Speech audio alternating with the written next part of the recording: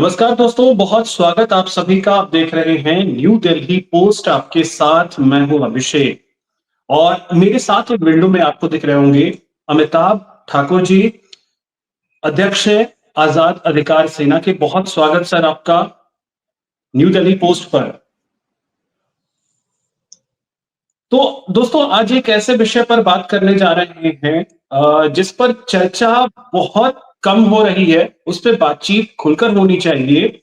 अ, अमिताभ जी, जो विषय हम जिस पे बात करना चाह रहे हैं, कफ सिरप का मामला, इस पे खुल करके उस तरीके से बात नहीं हो पा रही है जिस तरीके से होनी चाहिए। इस पूरे मुद्दे को सबसे पहले मैं आपसे समझना चाहूंगा, हमारे दर्शकों को समझाएं कि ये मुद्दा आखिर है क्या। देखिए, जितनी बात मैं समझ पाया हूँ, जी। ये कफ सिरप के नाम पे नकली कफ सिरप जिसका जहरीला और विषैला प्रभाव पड़ रहा था मनुष्यों पे, लोगों पे, बच्चों पे, हम्म। बुजुर्गों पे, तो इस प्रकार के नकली कफ सिरप बेचे जाने का ये मामला है। जैसे मतलब जिस उम्र का मैं हूँ, तो हम लोग के बचपन में कई फ़िल्में आती थी जिसमें होता था कि नकली दवाओं से खेप के खेप बनाए जा रहे हैं और वो गाँव-गाँव, शहर तक जा रहे हैं, लोग मर रहे हैं, कभी सैकड़ों की तादाद में या इस प्रकार की।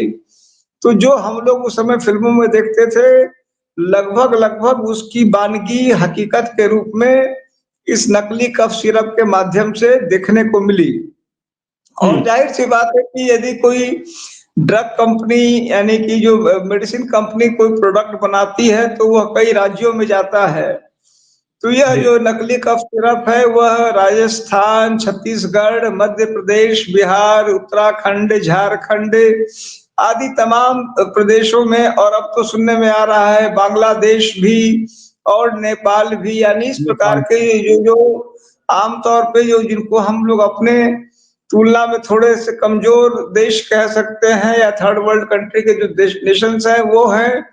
इन सबों में यह जा रहा था और इनमें मौत होने और एक तो होता है मौत और एक होता है उसका एडवर्स इम्पैक्ट ह्यूमन लाइफ पे, हम्म। ह्यूमन बॉडी पे, ह्यूमन एक्टिविटीज़ पे, उसको लेके तमाम घटनाएँ, दुर्घटनाएँ हुई।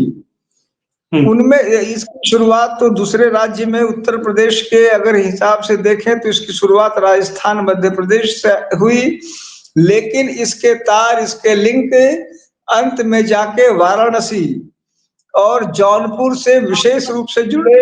यद्यपि इसका धनबाद, रांची यानी झारखंड के इन इलाकों से भी लिंक बताया जा रहा है, लेकिन मूल रूप से अब तक जो तथ्य आ रहे हैं, हम्म। उसमें इनके चीफ ऑपरेटर अगर हम कह सकते हैं तो वह जौनपुर और वाराणसी से मिलते हुए दिख रहे हैं। यह मेरी समझ में कफ सिरप का मामला है, नकली कफ सिरप बनाने का, उनको डिस्ट्रीब्यूट करने का और उसके तमाम जहरीले और विषैले प्रभावों का। बिल्कुल। अब आज की जो परिस्थिति है उस पे चर्चा करते हुए हम थोड़ा सा पीछे जाएंगे। आज एक वीडियो जो है वो जारी किया गया है शुभम जायसवाल, जिसके बारे में कहा जा रहा है कि ये जो पूरा नेक्सस है, एक तरीके से जो काम कर रहा है, मास्टरमाइंड मेन जो है वो शुभम ही है। उसके पिता की गिरफ्तारी हो चुकी है और शुभम ने वीडियो जारी करके ये कहा है कि वो दोषी नहीं है, उसे सिर्फ और सिर्फ फंसाने की कोशिश की जा रही है। इस चीज से उसका कोई लेना देना नहीं। देखिए, शुभम जायसवाल की बातों का मैं 2 हिस्सा मान रहा हूँ। एक हम्म। सत्य परख हिस्सा, एक असत्य या भ्रांतिपूर्ण हिस्सा, जो मेरी अपनी समझ है। हम्म। मेरी समझ में इसमें कोई शंका नहीं कि शुभम अकेला व्यक्ति नहीं है, या हम्म। ये ऐसा नहीं है कि पूर्वांचल ही अकेला नेक्सस है। उसका कुल कहने का वो कहना हम्म। चाह रहा था कि मैं नहीं हूँ, दूसरे हैं। मैं इसका ये समझता हूँ कि तुम भी हो और वो भी हैं। अच्छा। तो तुम भी में तो शुभम एंड कंपनी जो उसके आस-पास के थे, अमित सिंह टाटा हो गए, वो जो एक कौन जो रिटायर्ड या बर्खास्तशुदा सिपाही है, आलोक आलू। सिंह हो गए, आलोक। और तो इन लोगों पर तो कार्रवाई हो रही है, एक विकास सिंह है तो एक नरवे है, इन लोगों पर तो एक्शन हो रहा है। उस शुभम जायसवाल की बात का मतलब यह है कि सिर्फ हम ही लोगों पर एक्शन हो रहा है, उन पर नहीं हो रहा है। तो जो मैं समझता हूँ कि इतनी बात उसकी जरूर सही होगी कि सेलेक्ट, देखिए एक इंसान की फितरत होती है कि अगर 2 आदमी पकड़ा गया बिना टिकट के, आपने बगल वाले को अगर 2 लात लगा दिए और एक को 1 लगा दिए तो उसका कष्ट बड़ा बढ़ जाता है कि उसके 1 ही लगा, मेरे 2 लग गया। दोनों के 2-2 लग गए तो वह संतुष्ट रहता है। तो यहाँ मैं समझ पा रहा हूँ कि इसका कष्ट यह है कि हमारे ऊपर तो तुम रेड कर रहे हो और हमारे ऊपर कुछ कार्रवाई कर रहे हो, उन पे कुछ नहीं कर रहे हो। तो यह बात सत्य होने की पूरी संभावना है। तो इतनी बात तो उसकी 100% सही होगी कि वाराणसी और जौनपुर अकेला अकेला जो उसका जो है हेडक्वार्टर नहीं होगा। उसने गाजियाबाद और जगहों का नाम बताया, नंबर 1 बात। नंबर 2 बात यह भी उसकी पूरी तरह सही होगी कि इसमें ड्रग विभाग के, औषधि विभाग के लोग, देखिए घूस लेने की परंपरा इन विभागों में बड़ी लंबी और बड़ी पुरानी, बड़ी खतरनाक है। तो जो उसने कहा कि हमसे घूस मांगा, तो घूस मांगा गया होगा, यह तो सही है। घूस मांग के, जो मेरी जानकारी है, घूस मांगा गया। अब इसने आधा सच आधा झूठ जिसमें कहते हैं, उसने इतनी बात सही कही घूस मांगा क्या, इतनी बात झूठ बोल दिया कि मैंने घूस नहीं दिया। क्योंकि यहाँ तो जो सही काम कर रहे हैं उनको तो ये औषधि विभाग वाले छोड़ नहीं रहे हैं। जो पूरी तरह लीगल वर्क कर रहे हैं उनसे तो घूस ले ही ले रहे हैं, और जो गलत कर रहा है, बेईमानी कर रहा है, उससे घूस न लें ये सोचने की बात ही नहीं है। तो उसने इतनी बात सही कही कि हमसे घूस मांगा गया, यह झूठ बोल गया कि उससे घूस, वह घूस नहीं देता या उसने नहीं दिया। इसी प्रकार से इतनी बात सही है कि कई लोगों को छोड़ा जा रहा है, यह बात झूठ है प्रथम दृष्टया कि वह बेगुनाह है। कोई भी ऐसा कारण नहीं दिखता कि वह बेगुनाह है। तमाम तथ्य साक्ष्य उसको इशारा कर रहे हैं। लेकिन मैं यह कहना चाहूंगा कि वह अकेला व्यक्ति पूर्वांचल में भी, वाराणसी और जौनपुर में भी नहीं है। उसको स्पष्ट रूप से नेक्सस, साथ, सहयोग, संरक्षण तमाम लोगों का है। इनमें एक नाम लगातार जो सांसद, पूर्व सांसद महोदय हैं श्री धनंजय सिंह, उनका भी आ रहा है। क्योंकि कुछ ऐसी परिस्थितियां बन रही हैं कि जो भी व्यक्ति इससे जुड़ा अब तक गिरफ्तार हुआ है, चाहे अमित सिंह टाटा हो, चाहे जो आलोक सिंह सिपाही हो, इनसे अत्यंत निकट संबंध धनंजय सिंह जी के दिखे। उसी प्रकार से ये जो शुभम जायसवाल हैं, धनंजय सिंह के, इनसे भी अत्यंत निकट संबंध लगातार दिख रहे हैं। यानी कहीं ना कहीं केंद्र में या इन सबों के बहुत ही निकट परिधि में धनंजय सिंह दिख रहे हैं। लेकिन दुर्भाग्य का विषय है कि अब तक धनंजय सिंह को छुआ भी नहीं गया है। तो धनंजय सिंह का जो कद है उसे देखते हुए आपको लगता है कि उन तक जांच की आंच पहुंचेगी? और दूसरी चीज, एक एफआईआर का भी जिक्र आपने किया है जो शायद संभवतः 2019 का एफआईआर है। देखिए, जो पहला प्रश्न है उसका उत्तर यह है कि धनंजय सिंह यहाँ कद के, देखिए कद शब्द जो थोड़ा मुझे माफ किया जाए, कद शब्द मैं इसको उचित, कद जैसे होता है कि कोई विद्वान व्यक्ति है, उसने कोई चीज अपनी विद्वता से हासिल की हो, वह तो कद कहेंगे। इसको तो मैं कहूंगा कि किसी व्यक्ति को गलत कार्यों और आधारों पे आप तवज्जो दे रहे हैं, अनुचित पैटर्नेज दे रहे हैं। तो यह उत्तर प्रदेश में क्योंकि यह कोई नई बात नहीं है, और मैं पहला व्यक्ति नहीं होऊंगा जो यह कहे कि धनंजय सिंह का नाम एक लंबे समय तक नहीं, लंबे समय से उत्तर प्रदेश में जो बाहुबली या माफिया शब्द का प्रयोग होता रहा है, उससे धनंजय सिंह का पुराना नाता रहा है, कोई नई बात नहीं कह रहा हूँ। मुझे लगता है अब तो 25-30 वर्षों से धनंजय सिंह यूपी के हम्म, जो माफिया जो कहे जाते हैं लोग, उनमें से माने जाते हैं। हम्म, योगी आदित्यनाथ जी के समय और जो अमिताभ यश को उन्होंने एसटीएफ का जो चीफ बनाया, उसके हम्म, बाद एक अजीबोगरीब घटना या स्थिति यह बनी कि माफियाओं को 2 हिस्सों में बांट दिया, मेरा माफिया बनाम तेरा माफिया। हम्म, और मेरा माफिया में जैसे धनंजय सिंह भी, जो आपने कद की बात कही, पैट्रोनेज वाले ही दिखे। तमाम और हम्म, लोग पैट्रोनेज वाले दिख रहे हैं। पूर्वांचल में गोंडा में एक सज्जन है, वह लगातार दिख रहे हैं। बाहुबली उनको लगातार कहा जाता रहा, तो हम्म, वह है। चंदौली में तमाम लोग हैं। ब्रजेश सिंह कई सालों बाद ही जेल से छूट के आए और इनका भी एक अच्छा खासा इनका रसूख बताया जा रहा है। तो इस प्रकार से ये लोग जो हैं, ऐसे लोग हुए जिनको पैट्रनेज मिला। और हम्म, तेरा माफिया में जैसे कम से कम 3 नामों को सब जानते हैं, जिनको दुनिया से ही उठा दिया गया और उठा ही दिया गया। उनकी हम्म, हत्या या उनकी मौत अत्यंत संदिग्ध रही। अब हम्म, क्या नाम उनका, अतीक अहमद हो गए, मुन्ना बजरंगी और मुख्तार। ये 3 मुख्तार नाम अंसारी। जो है, इनको एक प्रकार से ठीक ठाक ठेल के एक प्रकार से मार डाला गया, तो वह तेरा माफिया थे। तेरा माफिया के खिलाफ कार्रवाई, मेरा हम्म, माफिया का पैट्रनेज, और उसमें ही धनंजय सिंह। तो यहाँ कद की बात नहीं है, इम्प्रॉपर पैट्रनेज की बात है। आपकी इस बात से मैं अभिषेक जी पूरी तरह सहमत हूँ कि चूंकि इन्हें प्रॉपर पैट्रोनेज गवर्नमेंट का मिलता दिख रहा है, अतः यह माना जाना है कि उन पर कोई एक्शन हो जाएगा। वर्तमान समय में दुरूह काम लग रहा है। मुझे नहीं हम्म, लग रहा है कि एसटीएफ है वो उनके आसपास फटकेगी भी, क्योंकि हम्म, वह पैट्रोनेज प्राप्त व्यक्ति दिख रहे हैं वर्तमान समय में। हम्म। और दूसरी चीज ये है कि वर्तमान समय में हम ये देख रहे हैं कि संसद में भी अब ये मुद्दा जो है वो जबरदस्त तरीके से उठाया जा रहा है। पहले धर्मेंद्र यादव ने, उसके बाद सरोज प्रिया जो रिंकू सिंह की होने वाली पत्नी है, उन्होंने इस मुद्दे को उठाया है।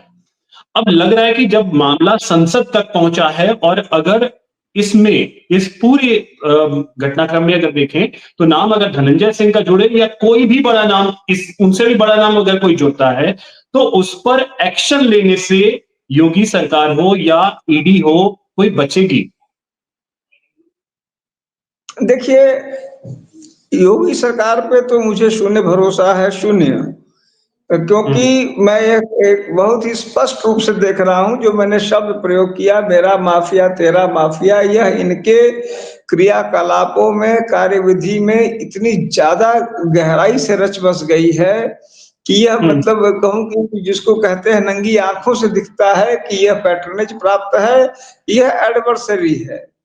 तो हम्म, उत्तर प्रदेश की सरकार, उत्तर प्रदेश की पुलिस, उत्तर प्रदेश की एसटीएफ श्री आदित्यनाथ के रहते इन गुनाहगारों के साथ कोई भी ठोस कार्रवाई नहीं करेगी। देखिए, इस बात की लगातार चर्चा होती रही। अब आप देख लीजिए, छोटे छोटे मामलों में, छोटे छोटे मामले, मुख्यमंत्री जी की यहाँ ढेर कर दूंगा तो वो साफ कर दूंगा, तो मिट्टी मिला दूंगा, तो धूल कर दूंगा, दिन भर बोलते रहते हैं। और कई लोगों के हजारों की संख्या में, उनमें तमाम निर्दोष भी होंगे, तो उनके उनके हम्म, पांव में गोली मार दी गई और एक बेहद ही घटिया शब्द निकाला गया, ऑपरेशन लंगड़ा, ऑपरेशन खल्लास, लोगों को मार डाला गया, पांव पे गोली मार दी गई। आप देख लीजिए किस प्रकार से आलोक सिंह की गिरफ्तारी के बाद उसकी उनकी उनकी उनके हाव भाव देख लीजिए, रंग ढंग देख लीजिए, बॉडी लैंग्वेज देख लीजिए। आप अमित सिंह टाटा का देख लीजिए। अगर आपके इतने ज्यादा आपकी अगर आपकी गोलियां गरजती हैं, मैं किसी भी प्रकार के फर्जी एनकाउंटर, फर्जी पुलिसिया कार्रवाई के पूरी तरह खिलाफ हूँ, 100%। हम्म, मेरा यह मानना है कि जघन्यतम अपराधी को भी कानून से ही सजा मिलनी चाहिए। एक्स्ट्रा लीगल मेजर्स यूज होंगे तो उसके परिणाम भयावह होंगे। हम्म, लेकिन यदि आप उसके पोषक हैं, उसके समर्थक हैं, तो आपकी बंदूकें सिर्फ हम्म, कमजोरों पे नहीं गरजनी चाहिए, आपकी बंदूक इन पे भी गरजनी चाहिए थी। जैसा अखिलेश ठीक यादव ने है। कहा कि इनके लिए बुलडोजर क्यों नहीं चला। तो यह जो है, आप मुझे योगी सरकार से शून्य भरोसा है इस मामले में कि वह इनमें से किसी के साथ भी कोई भी ठोस कार्रवाई करेंगे। कुछ करेंगे भी तो पूरी तरह दिखावटी करेंगे। अब इसमें एक पहलू ये भी, धनंजय सिंह का नाम, क्योंकि हमने ये देखा आलोक सिंह की बात हो या बाकी की शुभम जायसवाल की बात हो, शुभम जायसवाल के पिता की भी गिरफ्तारी भी हो चुकी है, जो दुबई भागने की फिराक में शायद बताया जा रहा है। तो धीरे धीरे कर गिरफ्तारियां तो हो रही हैं। अब सवाल यह है कि धनंजय सिंह का नाम किस वजह से जोड़ा जा रहा है, क्योंकि डायरेक्ट इससे इन्वॉल्वमेंट, इस पूरे कफ सिरप वाले मामले में धनंजय सिंह का डायरेक्ट इन्वॉल्वमेंट जब तक नहीं आएगा, तब तक एसटीएफ हो या ईडी हो, कोई उनपे एक्शन कैसे लेगी? सवाल तो ये भी उठेगा। देखिए, मैं इसका उत्तर इस प्रकार दूंगा कि इस पूरे प्रकरण के जैसे कि इसमें इन्वेस्टिगेशन के मेरी निगाह में दो पहलू हैं। एक तो है कि जो कि सोशल जो इनपुट्स हैं कि कौन किसके नजदीक है, पास है, जो जो जो उसका जो जो जो कौन किससे जुड़ा हुआ है, जुड़ाव किसका किससे है। क्योंकि अपराध में और संगठित अपराध में, ऑर्गेनाइज्ड गैंग में किसका किससे जुड़ाव है, वह भी एक महत्वपूर्ण फैक्टर माना जाता है। ऑर्गेनाइज्ड गैंग का एक एक नियम माना जाता है, बल्कि जो मकोका बना या हमारे यहाँ गैंगस्टर एक्ट बना, उसमें उसकी बुनियाद यह मानी गई कि संगठित अपराध बहुत ज्यादा सबूत नहीं छोड़ता। जैसा आपने बिल्कुल सही कहा कि सबूत संगठित अपराध के बारे में, संगठित अपराध आपको मालूम होगा कि गैंगस्टर एक्ट जो है वीरभद्र सिंह जी ने जब बनाया था मुख्यमंत्री के रूप में, हरिशंकर तिवारी और वीरेंद्र शाही को ध्यान में रख के, तो उसका मुख्य उद्देश्य यही था कि ठोस सबूत न भी हो, लेकिन आबो हवा से, चारों तरफ के सबूतों से, तथ्यों से, साक्ष्यों से, मेल जोल से, लगाव से भी बातें आती हैं, उनका भी ध्यान दिया जाए। एक तो वह चीज धनंजय सिंह के मामले में चूंकि सारे तार उनसे जुड़े हुए प्रथम दृष्टया स्पष्ट रूप से दिख रहे हैं। आलोक सिंह का जो वोटर आईडी है वह धनंजय सिंह के पते से है, यह अपने आप में एक गंभीर चीज है। आलोक सिंह और धनंजय सिंह का पूर्व का, जैसा आपने कुछ देर पहले कहा, भी एक साथ का एक murder, sorry, attempt to murder case में नाम है, वह भी एक उसी प्रकार के मामले में, यानी कि ठेकेदारी के धमकी के मामले में। यह सब अपने आप में एक प्राथमिक सबूत है। अब सेकेंडरी सबूत कि वह उसमें संरक्षक थे, सहयोगी थे या कुछ नहीं थे, तीनों चीज संभव है। इसका तो इसकी तो बिना, जैसे कि ये तो अमित टाटा के लिए भी, आलोक सिंह के लिए भी, तो हमने और आपने तो केवल उनका नाम सुना है, मगर मैंने उनके लिए कहा कि उनका अरेस्ट हो, ये हो वो, उन दोनों के लिए हमने कहा। लेकिन कोई मुझसे पूछे आप ठोस सबूत दीजिए, ठोस सबूत मेरे पास कहाँ से आता है? जो जो जो डॉक्यूमेंट होते हैं, कौन किस फर्म में है, क्या नहीं है, ये तो पब्लिक नहीं हो पाता है। यह तो आईओ ने उसके मामले में जान लिया। अगर आईओ चाहेंगे तो इनके बारे में होगा तो जान लेंगे, कोशिश तो करें। मैं कह रहा हूं नहीं होगा, नहीं, तो आपने प्रयास अमिताभ, अभी तक जो कार्रवाई हो रही है, तो क्या आपको लगता है कि सही ट्रैक पे वो नहीं है? देखिए, मुझे ये कंप्लीट आईवाश लगता है, मेरा स्पष्ट मानना है कंप्लीट आईवाश है। मुझे यह लगता है कि जब मामले फंस हैं, मैं एक एक स्टेप पे देख रहा हूं कि जब लग रहा है कि अब इसको नहीं बचा पाऊंगा, तब वह जो है वो बहुत ही नाटकीय ढंग से दबोच लिया जा रहा है। जैसे मान लीजिए कि शुभम को भगा ही दिया गया। मेरा यह स्पष्ट आरोप है कि एसटीएफ ने भगाया, ये मेरा स्पष्ट और खुला आरोप है। और उसके जब बवाल बढ़ गया, अमित सिंह टाटा का मैंने भी नाम लिया, कुछ और लोगों ने नाम लिया, फिर अमित सिंह टाटा कहीं से आ गए, फिर शुभम जायसवाल के पिता कहीं से प्रकट हो गए, फिर आलोक सिंह का नाम आने लगा, आलोक सिंह आ गए। ऐसा लग रहा है कि जब पब्लिक प्रेशर बढ़ जा रहा है और लोगों तक बात दुर्गंध जब फैल जा रही है, तो जो प्रेशर वाल्व टेक्निक के हिसाब से कार्रवाई हो रही है, कोई ईमानदारी पूर्वक कार्रवाई नहीं हो रही।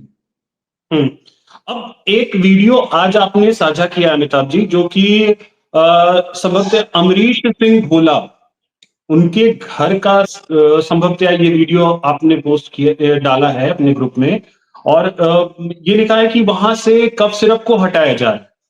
लास्ट में आपने लिखा है कथित वीडियो। तो मतलब वो वीडियो की श्योरिटी नहीं है। कैसे होगी? मैं पूछ रहा हूँ कि अगर मैं सही आदमी हूँ, अगर मैं हम्म। कानून को जानता हूँ, तो जब तक मैंने अपने हाथ से वीडियो नहीं खींचा है, हम्म।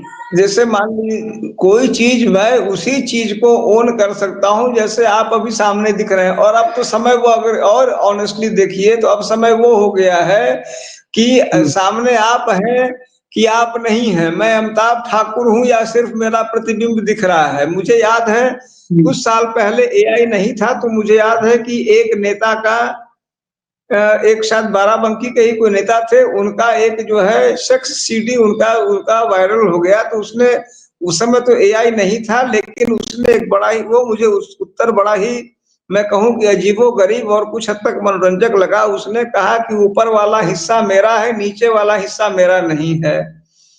तो हम्म। मतलब चेहरा तो मेरा है, बाकी मेरे एक्शंस नहीं, उसने कहा, जबकि संभवतः वो वास्तव में वो एक्ट में था। लेकिन हम्म। आज के समय कोई वीडियो, मान लीजिए आपको हमको भेजेगा, वीडियो दिख रहा है। अब तो आज समय हो गया कि पूरा वीडियो बन जाता है, मेरे और आपकी तरह दूसरा आदमी बन जाएगा, तो मैं उसको कथित ही ना कह पाऊंगा। हम्म। कथित बताया गया। एक दूसरा वीडियो हमने किया, उसमें करीब वो 22 सेकंड का है, उसमें उनको शेरे पूर्वांचल कहा गया।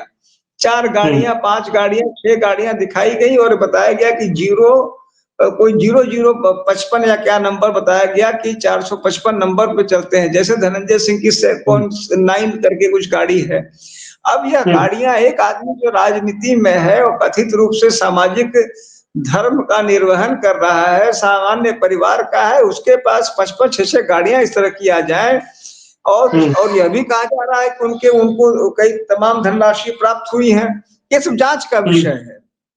हम्म। मैं यह चीजें आईओ को, अफसरों को केवल मतलब फॉर इंक्वायरी देता हूं। मैं डिक्टेट ना, मैं डिक्टेट कर सकता हूं ना मेरा अधिकार है। गलत होने पे मैं हम्म। इन सभी व्यक्तियों से क्षमा मांगने को निरंतर तैयार हूं, क्योंकि ये जनहित में कहा हुआ मुद्दा है। हम्म। लेकिन मैं ये देख रहा हूं और आप भी देख रहे हैं कि तमाम बातें जो हमने कही वो साबित हुई। हमने अनुरोध किया, रिक्वेस्ट किया पुलिस विभाग से कि ये टाटा को अरेस्ट कर, टाटा का दोष दिखता है, टाटा अरेस्ट हुए। आलोक सिंह का हम्म। दिखता है, आलोक सिंह अरेस्ट हुए। तो हम लोग को जो, आपको हमको जो फीडबैक मिलता है, हम पब्लिक डोमेन में लाते हैं। सही हो सकता है, गलत हो सकता है। हम्म। तो चूंकि आप भी कभी उस सिस्टम का हिस्सा हुआ करते थे, कभी आप भी बहुत सारी चीजों की जांच किया करते थे, तो क्या, अब फाइनल सवाल मेरा बस यही होगा, अभी तक जो प्रोसीडिंग्स हुई है इस मामले में, जो भी जांच हुई है, अब तो ईडी के भी इन्वॉल्वमेंट इसमें है, तो क्या वाकई में ट्रैक पर है? और ये मामला जो है वो क्या सिर्फ और सिर्फ पूर्वांचल तक सीमित है, या ये अब दूर दूर तक निकल चुका है? क्योंकि गाजियाबाद की बात अब सामने आ रही है, उसके बाद बांग्लादेश, नेपाल, बिहार, झारखंड, राजस्थान, मध्य प्रदेश, तो ये क्या एक नेक्सस था जिसने बड़े पैमाने पर इस कफ सिरप को बनाया, इसे लोगों तक पहुंचाया और लोगों की जान ली, बच्चों की जान ली? देखिए, पहले वाले का मेरा उत्तर है कि चूंकि ईडी अभी बिल्कुल उसने एंट्री लिया है, ईडी के बारे में मैं टिप्पणी नहीं कर पाऊंगा। ईडी का आना जरूरी था। मैं इस बात हम्म। का स्वागत करता हूं, अपनी खुशी में भी इस हद तक मैं एक्सटेंड करता हूं। उम्मीद करता हूं कि ईडी जो उससे जो एक्सपेक्टेशंस हैं वह उसको हम्म। पूरा करेगी। ईडी की नेसेसिटी थी। उत्तर हम्म। प्रदेश पुलिस की जो जांच है उससे मैं 100% मैं असंतुष्ट हूं, और मुझे यह केवल, जैसा मैंने बार बार कहा, प्रेशर वाल्व और सुपरफिशियल एक्ट लगता है। तीसरा हम्म। जो मुद्दा है कि जाहिर सी बात है, मैंने किसी का भी नाम लिया, अमरीश सिंह हम्म। भोला का लिया, धनंजय सिंह का लिया, एक बिहार के एक मंत्री का नाम मुझे बताया गया, उनका लिया, जिसका भी लिया। तो तो जिसको मंत्री का कहते हैं नाम, मंत्री नहीं, का मंत्री नाम। का नाम अभी, चूंकि जैसे इनके बारे में उनकी तुलना में ज्यादा पुख्ता सबूत है, उनके बारे में मुझे और भी, जिसको कहिए मैंने कि सुपरफिशियल लेवल का है, तो इसलिए मैंने नाम नहीं मंत्री लिया। जी का नाम, अगर आप खुलासा करें उन मंत्री जी का नाम। नहीं, मैं उस स्थिति में नहीं हूं, होता तो मैं पहले कर देता। अगर मुझे और फैक्ट मिलेंगे तो जरूर करूंगा अभिषेक जी। तो मैं जो है कहना ये चाहूंगा कि हम लोग सिर्फ अपनी बात कह सकते हैं। और हम्म। मुझे उम्मीद करूंगा, यूपी पुलिस से मुझे भरोसा नहीं है, मुझे उम्मीद है कि सीबीआई को यह जांच जाए, मैं चाहूंगा। और इनमें से जिनके भी बारे में मैंने कहा है, यदि मैं आपके माध्यम से ज़रूर कहूँगा कि यदि मैं गलत साबित होता हूँ, तो मैं हम्म, उसके लिए क्षमा माँगने से लेके जो कुछ भी, लेकिन अब तक के सबूत इस हम्म, तरह के हैं कि जिस पे जाँच आवश्यक है। दुर्भाग्य का विषय है कि यूपी पुलिस इस बारे में कोई भी जाँच बिल्कुल नहीं कर रही है। हम्म, तो ठीक है, आप अगर बिहार के मंत्री का खुलासा के नाम का खुलासा करने की स्थिति में नहीं है, लेकिन क्या ऐसी चीजें आपके पास हैं कि आप एक प्रदेश के मंत्री तक की बात कर रहे हैं कि उनका इन्वॉल्वमेंट हो सकता है? देखिए, वो जो मंत्री जी हैं, जो उनसे जुड़ा जैसे बैकग्राउंड है, मैंने बैकग्राउंड की बात कही। उनसे जुड़े हुँ, बैकग्राउंड इस आरोप को सत्य बताते दिखते हैं। उनके हुँ, संबंध इस समूह से बहुत ही नज़दीकी से लगातार होते और लंबे समय तक होते दिखे हैं। बल्कि हुँ। मैं अभी नाम न मैं चूँकि मैं कहूँगा कि मुझे कुछ और सबूत मिल जाएँगे तो मैं नाम भी लेता। लेकिन निश्चित रूप से तो मतलब कहीं न पूर्व कहीं या वर्तमान सरकार में वो अभी मंत्री हैं। शपथ ग्रहण मौजूदा 14 को उन्होंने श सरकार हाँ, मौजूदा सरकार में में वो मंत्री हैं और हुँ, हुँ, उनके समूह से संबंध होने की बातें कही जा रही हैं और मैंने हुँ, स्वयं भी जो देखा, सर्च किया तो मुझे लगा कि हाँ, संबंध उनके होने की प्रबल संभावना दिखी मुझे। हुँ, हुँ, हुँ। तो कब तक हम उम्मीद करें कि वो नाम खुलासा करने की स्थिति में आप होंगे? देखिए सर, जैसे मुझे मिल जाएगा और मैं अभिषेक जी मैं आपको विशेष रूप से ज़रूर बताऊँगा मैं आपको। चलिए तो अमिताभ जी, कीमती वक़्त आपने निकाला और इस मुद्दे पर बात होनी चाहिए क्योंकि आम आदमी से जुड़ा मुद्दा है, घर-घर में कफ सिरप का इस्तेमाल होता है। तो ये थे हमारे साथ अमिताभ जी और एक ऐसा मुद्दा है जिस पर बात होनी चाहिए और न्यू दिल्ली पोस्ट आपको हर अपडेट उपलब्ध करवाता रहेगा। नमस्कार।